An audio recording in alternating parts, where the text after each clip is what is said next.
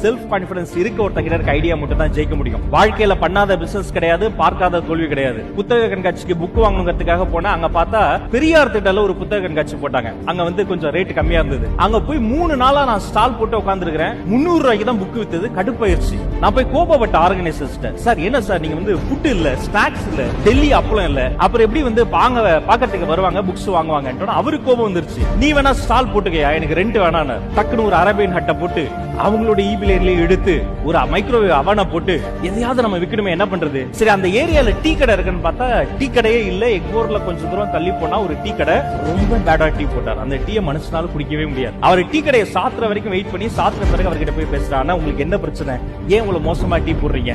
அவர் என்னை பார்த்து, யோ உனக்கு என்னையா பிரச்சனை, நீ என்னையா இன்ஜினியரிங்ல முடிச்சிருந்து என்கிட்ட மோட்டிவேஷன் பண்ணிட்டு இருக்க?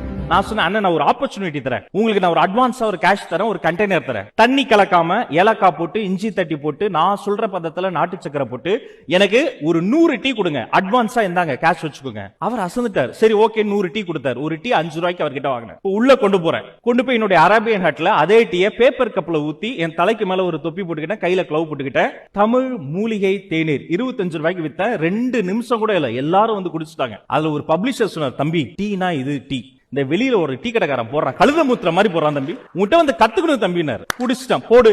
எனக்கு எதெல்லாம் பிடிக்குமோ விற்க ஆரம்பிச்சேன். வெங்கடேஸ்வரா போலீஸ் ஸ்டால் போனேன், டி நகர்ல போனேன். சார் எனக்கு ஹாட் பாக்ஸ் நிறைய எனக்கு போலி வேணும், இது தீர நான் ஆள் அனுப்பி உங்களுக்கு கொடுத்துட்டே இருக்கணும். ஒரு போலி 3 ரூபாய் 50 பைசாக்கு அங்க வாங்கினேன்.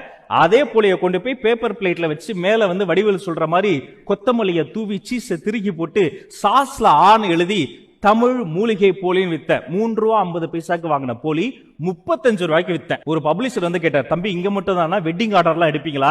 எங்க வீட்டு ஃபங்க்ஷன்ஸ்லாம் பண்றீங்க, ஏன்னா வெங்கடேஸ்வரா போலீஸ் ஸ்டாலை விட நீங்க நல்லா பண்றீங்களே. சார் வெங்கடேஸ்வரா போலீஸ் ஸ்டாலே தான் மனசுக்குள்ள நினைச்சுக்கிட்டேன். அந்த 10 நாள்ல ஒரு விஷயம் புரிஞ்சது, எனக்கு 300 ரூபாய்க்கு தான் புக்ஸ் வித்தது. ஆனா என்னுடைய அந்த ஸ்நாக் கவுண்டருடைய டர்ன் ஓவர் இருக்கு பாருங்க, எங்க வீட்டுல ஷாக் ஆயிட்டாங்க. ஒரே ஒரு உண்மையை கண்டுபிடிச்சு, இந்த உலகத்துக்கு நமக்கு என்ன பிடிச்சதுங்கிறத விற்கிறதுக்கு பதிலாக உலகத்துக்கு எது பிடிக்குங்கிறத கண்டுபிடிச்சு நம்ம விற்கணுங்கிற லெசனை நான் கத்துக்கிட்டேன். Thanks to my engineering curriculum.